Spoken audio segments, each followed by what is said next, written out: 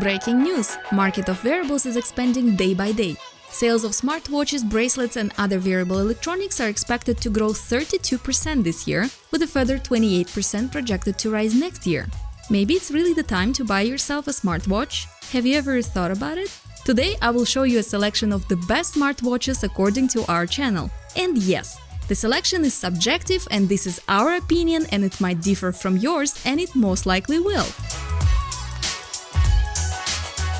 To begin with, let's generally look at what's on the market, who is on top and what's not worth buying. First, there is the kingdom of Google with its Wear operating system. To put it simply, Android watch. To be honest, this kingdom could do a bit better. Yes, it has lots of manufacturers, new Moto 360, TicWatch and Fossil, but they all have one problem. It's the operating system itself.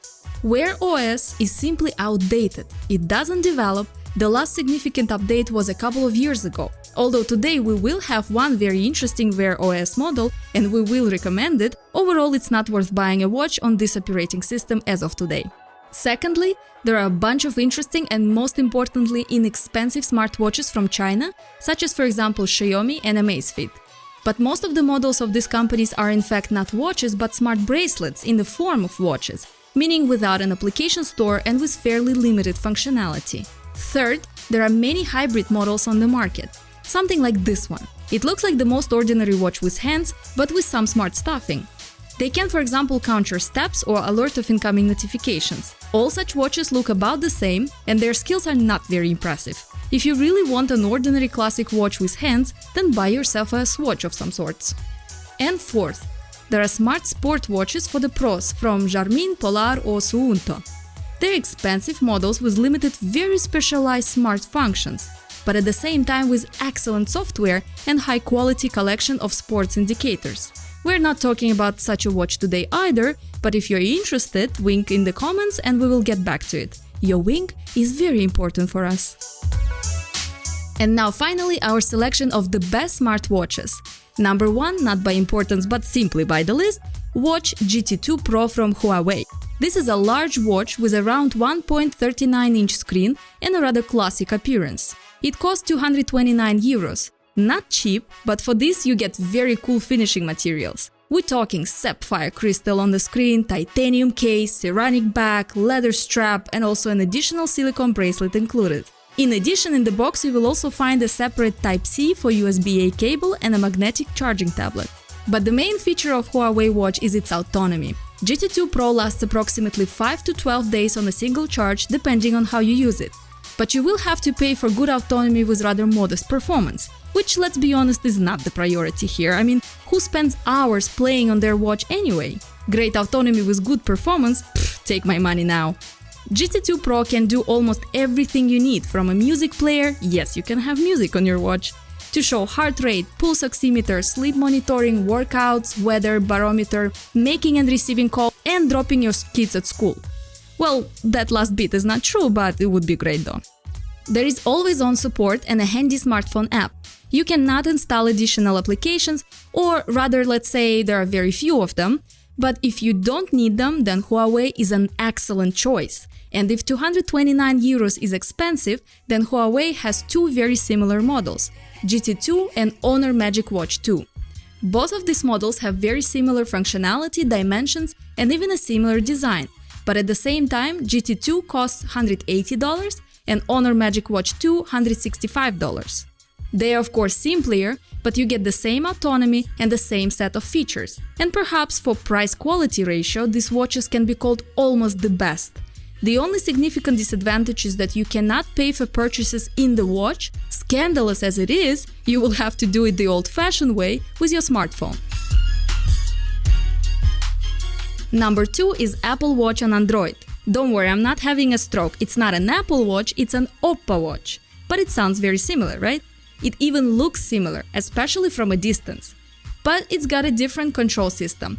There are 2 buttons on the case, and secondly, the screen of the Oppo watch has rounded edges. This of course doesn't really interfere with the control of the watch, but aesthetics-wise, the move is quite controversial.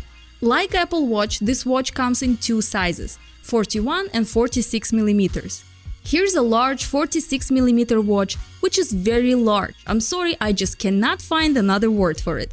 Significantly larger than 44mm Apple Watch. If your wrist is small, then it's better to look at the 41mm version, or better try it in the store first to avoid looking like you stole your father's watch. The Oppo watch runs on Wear OS, the very same operating system from Google that we scolded earlier in this video.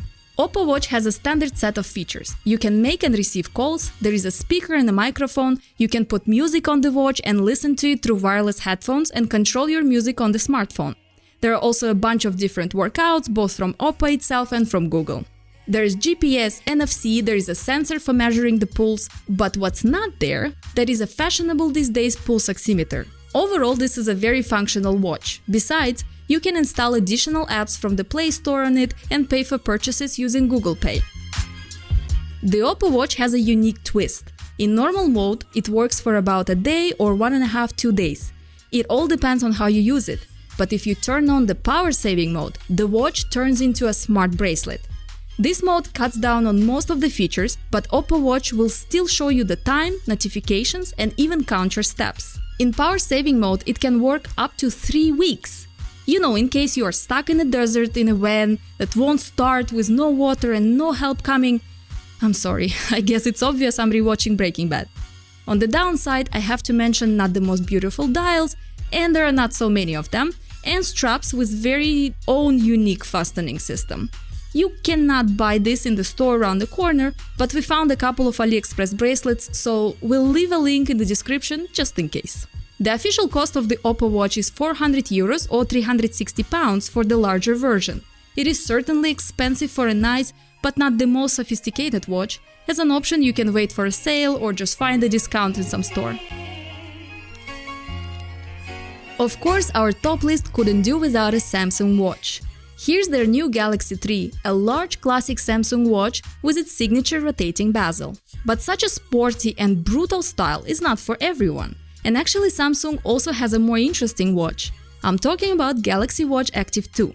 It can do everything that a big Galaxy Watch does, but it looks much nicer and the design is more concise, simple and one might say even universal. Moreover, the watch is sold in a steel and in aluminum case in 2 different sizes. Just look at it. Isn't it stylish? Visually, this is probably one of the most beautiful watches on the market today. Galaxy Watch Active 2 has a nice rounding display, it's a super mold screen with always-on support, a bunch of good dials and a nice haptic feedback. Watch Active 2 runs on Tizen OS. This is a very good operating system with a huge number of possibilities, and those very possibilities are limited only by the set of applications available in the store. And there is a lot there. From a browser to a YouTube player and games. Separately, I would like to note a very smooth and intuitive interface as well as a beautiful animation. At the same time, the sports component has been pumped up as it should. 39 types of workouts are supported, moreover 7 of them are activated automatically. The watch has a GPS, altimeter, barometer, ECG, heart rate sensor, NFC, Bluetooth 5.0. Galaxy Watch Active 2 has essentially only one drawback: autonomy. With active use, it lasts exactly 1 day. You will have to get used to charging every night or morning, or buy a HUAWEI watch. They don't look so elegant, but they are very autonomous.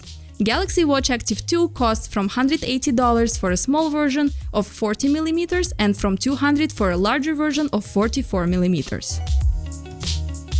If you need a smartwatch mostly for sports and a little bit for notifications, then there is the perfect company for you, FITBIT, which makes a great Sense watch. Personally, we didn't use Sense, but we tested FITBIT Versa on the basis of which Sense is built, and we really like this watch. And in FITBIT Versa 3, the company has improved the weaknesses and added several new features. Outwardly, this is a square watch with a fairly large screen and a silicone strap. The watch can notify you of incoming messages and calls, control music, and it has a voice assistant Alexa or Google Assistant. Although this is not the main purpose of Versa 3, but rather a nice bonus. Fitbit's strong point is the sporty part.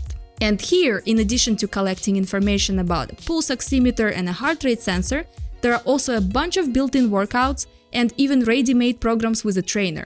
But what's really cool is that Sense has just every imaginable sensor. measurement of blood saturation, a heart rate sensor, there is an ECG, there is even a thermometer for measuring the temperature on the surface of the hand. This is generally a brilliant thing, and I don't know why no one had done this before. And then there is a very unusual thing called an electrodermal activity sensor, or EDA. It allows you to determine the level of stress in the body. That is, Fitbit Sense is not only about sports, but also about health. All the data is collected by the watch in the application, from where you can see how you slept, how you worked out, and so on.